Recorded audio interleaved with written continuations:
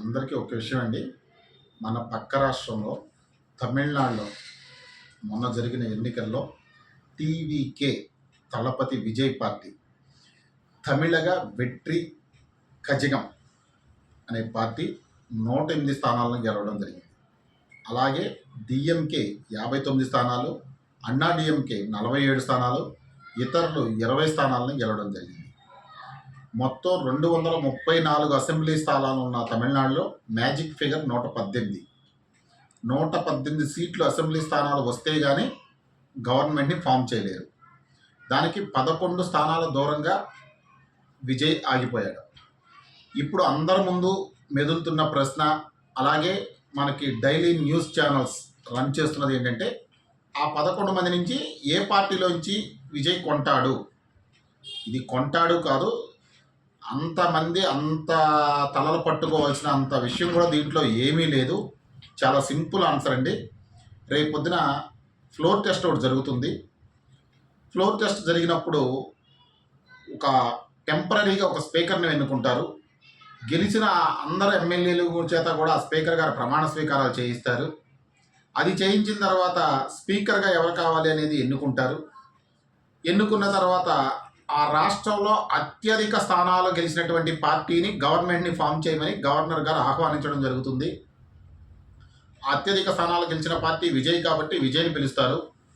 విజయ్ గవర్నమెంట్ని ఫామ్ చేస్తాడు. చేసిన తర్వాత తన దగ్గర ఉన్నటువంటి 108 స్థానాల్లో విజయ్ 2 స్థానాల్లో పోటీ చేశాడు. 2 స్థానాల్లోనూ గెలిచాడు.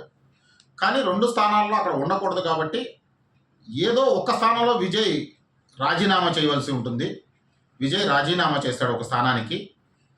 చేసిన తరువాత అసెంబ్లీలో బల పరీక్ష నిరూపించుకోవాల్సి ఉంటుంది.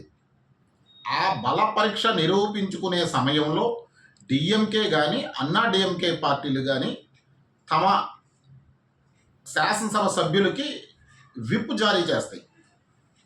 ఆ విప్ని ధిక్కరించి ఓటు విజయ్కి వేస్తే, గవర్నమెంట్కి వేస్తే పార్టీ ఫిరాయింపుల చట్టం కింద వాళ్ళ మీద యాక్షన్ తీసుకోవచ్చు. ఇది జరిగేది. కానీ విజయ్ తనకి టచ్ ఉన్న వాళ్ళతో, అన్నా డిఎంకే అయితే అన్నా డిఎంకే కావచ్చు, లేదా డిఎంకే అయితే డిఎంకే కావచ్చు. డిఎంకే కాంగ్రెస్ పార్టీకి మద్దతు ఇచ్చే పార్టీ. వాళ్ళు వీళ్ళ మీద ఓడిపోయి ఇప్పటికిప్పుడు ఇమ్మంటే ఎవరు ఇవ్వరు. అధిష్టానంతో మాట్లాడుకోమంటారు. అధిష్టానం తన డిమాండ్ని ముందు పెడుతుంది. కాబట్టి ఇవన్నీ అవసరం కాదండి. చాలా సింపుల్ అయిన సొల్యూషన్ ఏంటంటే, అక్కడ డిఎంకేలో కానీ అన్నా డిఎంకేలో కానీ తనకి టచ్లో ఉన్న వాళ్ళ చేత విజయ్ తనకు అనుకూలంగా అవిశ్వాస తీర్మానంలో ఓటేయించుకోవాలి. ఓటేయించుకున్న తర్వాత ఒక్కసారి అవిశ్వాస తీర్మానం పెట్టిన తర్వాత మళ్ళీ 6 నెలల వరకు అవిశ్వాస తీర్మానం అనేది పెట్టరు. ఎట్లాగో ఈ అవిశ్వాస తీర్మానంలో ఆ పార్టీ విప్పుని ధిక్కరించి ఓటేసినటువంటి ఎమ్మెల్యేలకి అందరినీ కూడా పార్టీ ఫిరాయింపుల చట్టం కింద వాళ్ళ ఎమ్మెల్యే మెంబర్షిప్ని రద్దు చేయమని ఆ పార్టీలు స్పీకర్ గారికి లెటర్ ఇస్తాయి. ఆ స్పీకర్ విజయ్ మనిషి కాబట్టి కావాలంటే దాన్ని 4 సంవత్సరాలన్నర వరకు పెండింగ్లో పెట్టేయచ్చు, యాక్షన్ తీసుకోకుండా. దానికి మన హైకోర్టు కానీ సుప్రీంకోర్టు కానీ దాని మీద యాక్షన్ తీసుకుంటా కూడా చెల్లవు.